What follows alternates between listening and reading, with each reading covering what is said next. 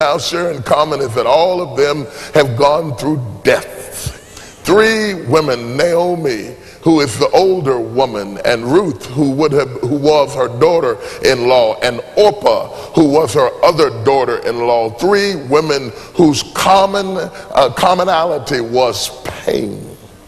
Pain is a strange company keeper. It brings the oddest people together. There is a secret fraternity that exists amongst those who have been in pain that is mind-boggling. It transcends the color of your skin. It transcends your background. When you've been through certain things, you feel for other people who have been through those things because you relate to them. I personally don't like to have a whole lot to do with people who have not been through pain. It's nothing against them. I'm not jealous of them. I just can't relate to them. I can't relate to them, and I am sure that they will not be able to relate to me. The parts of me that I need to have known, that I need to have touched, that I need to have fellowship are tied up not in the successes of my life, but in the struggles of my life. For God has done more through my struggles. He's done more through my struggles than he's ever done through my successes. And if you look carefully at my successes are made out of the ingredients of my struggles. And you can never know my successes until you understand my struggles, because my struggles are the pathway that led me into my success. Are you hearing what I'm saying? And so if you're going to have fellowship with somebody, you have to choose your friends and make sure that they've had something to die in their life. If you've never had anything to die in your life, you have the kind of optimism that is annoying. If you've never had anything to go wrong in your life, I don't like to hear you preach. It aggravates me. It gets on my nerves because your preaching has not been balanced by failure. If you've never had anything to die in your life, don't counsel me, because you really don't understand me. Because you don't know why I am like I am until you've been where I've been. If you've never had anything to die in your life, don't sit there and tell me be a man, take it, don't cry. You don't know what I'm taking. You don't know what I'm enduring. You don't understand. Just because you read some books and took a psych class doesn't mean that you're ready to deal with the issues of my life. There's something about going through death and loss and misfortune and adversity. There's something about going through things that don't seem fair to you, that once you go through them, you need to make sense of the madness in your life. Since you can't change what happened and you can't alter what you've been through, at least you need to be able to think that there's some greater good that's going to come out of it. It's what they call bringing closure. To bring closure to it, to justify that I didn't go through this kind of pain for nothing. I need to be able to feel like something good is going to come out of this. If I can't do that, then I feel like I'm a victim, and I feel like I've been victimized, and I forever feel sorry for myself, and I'm not free to go on with my life, and I'm not safe to remarry again, and I'm not safe to get another job again. I'm not safe in another church again because I have unresolved issues out of my past, and I'm not ready to go forward with my life because I'm still tied up with where I came from. I need to know, if I'm going to continue to worship God, I need to know that some demon didn't get loose in my life and wreck my life.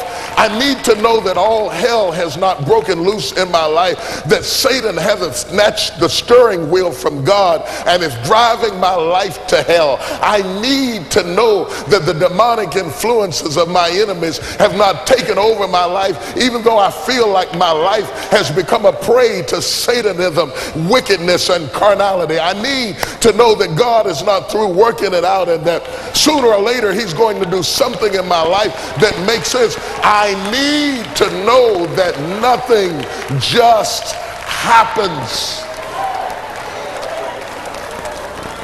And so the women shared a tear together. They wept together. They cried together. They shared pain together. They shared burial together. They shared their losses together. They shared their emptiness together. And Naomi decided, this is it. gotta split, I'm gonna quit, I'm going back home where I came from, gotta go, can't take anymore, I'm going back home. I'm bitter, but I'm going back home bitter. I'm frustrated, but I'm going back home. And they fell on Naomi and began to weep because Naomi had left a significant impression on them. And all of a sudden, in the midst of this pain, Naomi starts reasoning with them. Stop crying, stop crying. I have no options. What am I going to do? She said, if I married today and had more children, what are you going to do? Wait for the children to become grown that they might be your husbands again? She says, I'm out of the game. The clock is against me. Oh, I wish I had time. I wish I had time to talk about time. What do you do when the clock is against you and you have enough wisdom to do it over, but you don't have enough time to do it over?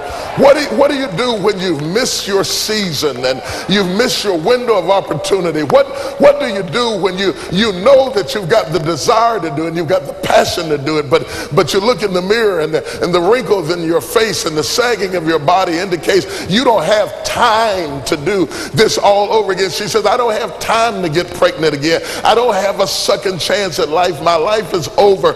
Go away. Don't hang around me. I have nothing left to give. There are people that when you start running out of time, you get bitter, you get desperate, you start pushing people away from you because they're asking something of you that you don't think you can give anymore. And you find yourself in a place of depletion and it feels like God has forgotten you. But I remind you, nothing just happens. At this age, at this stage, there's a reason why it happened at this age. There's a reason why it happened at this level in life. It's not a mistake. It's not an accident. God didn't fall asleep on the job and the devil came in and wrecked the car. No, God never sleeps and he never slumbers. He's in complete control and he knows where you are and he knows how old you are and he knows how much time you spent and he knows what happened to you and he knows who walked out and left you and he knows who betrayed you and he knows who molested you and he knows who raped you and he knows who rejected you and he knows where you are in life and he knows about your bills and he knows about your degree and he knows you dropped out of school and he knows about what you didn't get and he knows about the health of your child and he knows about the condition of your neighborhood. Understand that and tell yourself nothing just happens.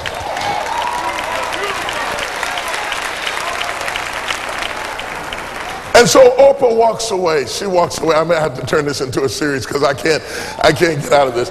Orpah walks away and she cries and she goes back. And there are people who can walk away from you. And hear me when I tell you this. When people can walk away from you, let them walk.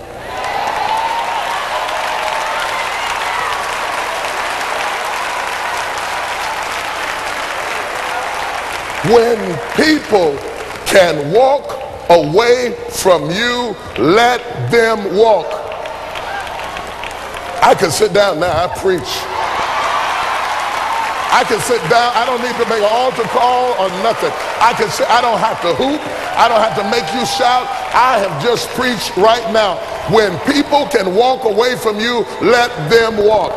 I don't want you to try to talk another person into staying with you, loving you, calling you, caring about you, coming to see you, staying attached to you. I mean, hang up the phone.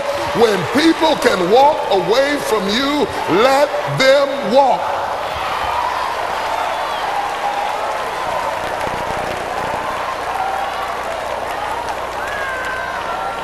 I don't care how wonderful they are. I don't care how attracted you are to them. I don't care what they did for you 20 years ago. I don't care what the situation is. When people can walk away from you, let them walk.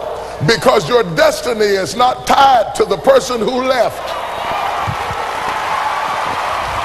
You don't hear me? You don't want me this morning. You better leave me alone. You better run out of here. Don't let my voice fool you. Ain't nothing wrong with my head.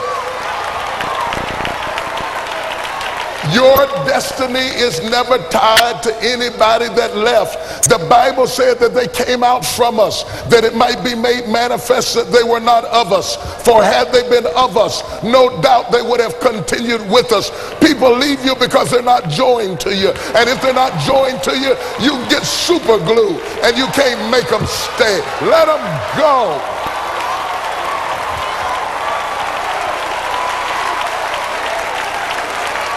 And it doesn't mean that Orpah was a bad person. It just means that Orpah's part in the story is over. And you got to know when people's part in your story is over so that you don't keep trying to raise the dead. You got to know when it's dead, David. When your boy is dead, wash your face and have another baby. You got to know when it's over. Oh my God, my God, my God, my God. Look at somebody and say, nothing just happens. If they walked away, it's no accident. If they left you, it's no accident. If you tried to make it work and it wouldn't work, it's no accident. Accept it as the will of God. Clap your hands, wash your face, do your dance, and keep going. Oh, oh, baby, baby, baby, don't make me preach it. Let me tell you something. I got the gift of goodbye. I mean, I got the gift of goodbye. It's a tenth spiritual gift. I believe in goodbye. It's not that I'm hateful. It's that I'm faithful. And I know whatever God needs for me to have, he'll give it to me. And if it takes too much sweat, I don't need it. Stop begging people to stay. Let them go.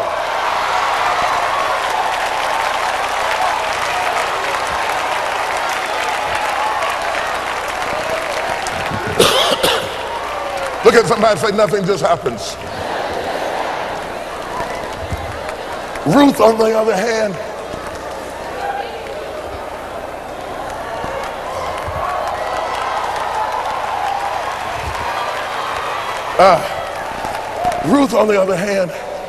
coming to the crossroads, she looks at Orpah who left.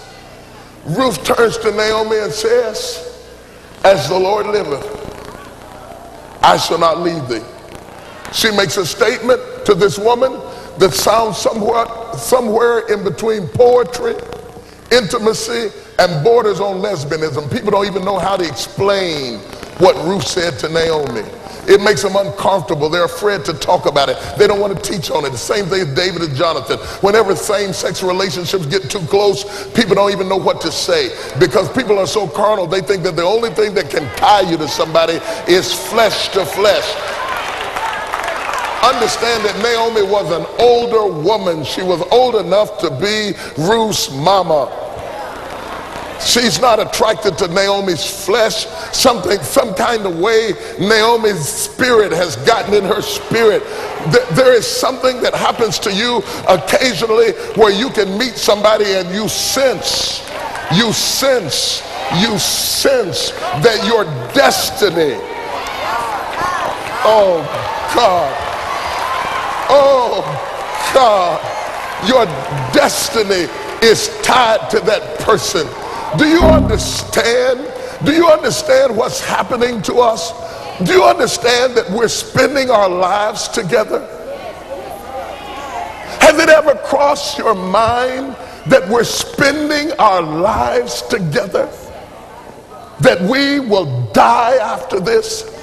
And that we have been joined together and we're spending our life together? Have you ever realized you could spend your life anywhere with anybody doing anything, but something happens inside of you where you sense that your destiny is tied to a ministry or to a vision, and you decide to spend your life? People keep talking about spending their money. That ain't nothing. I can spend my money and live in Chicago, but when I spend my life with you, that's all I have.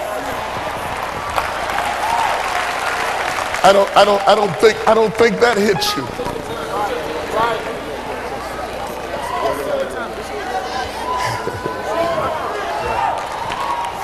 We're spending our lives together. You will not be able to write your story and leave me out.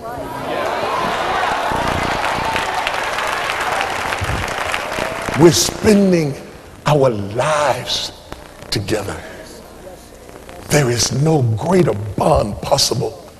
Occasionally in scriptures, in the whole Bible, you see it happening where people who are not even blood related spend their lives together in the most intimate connection possible. And theologians and scholars and preachers stumble about it because they don't know how to talk about it, because they don't understand the power of being joined together. How can we explain what made Elijah leave his natural mother and father and run after Elijah to wait on him, to clean his clothes, to pour water on his hand, to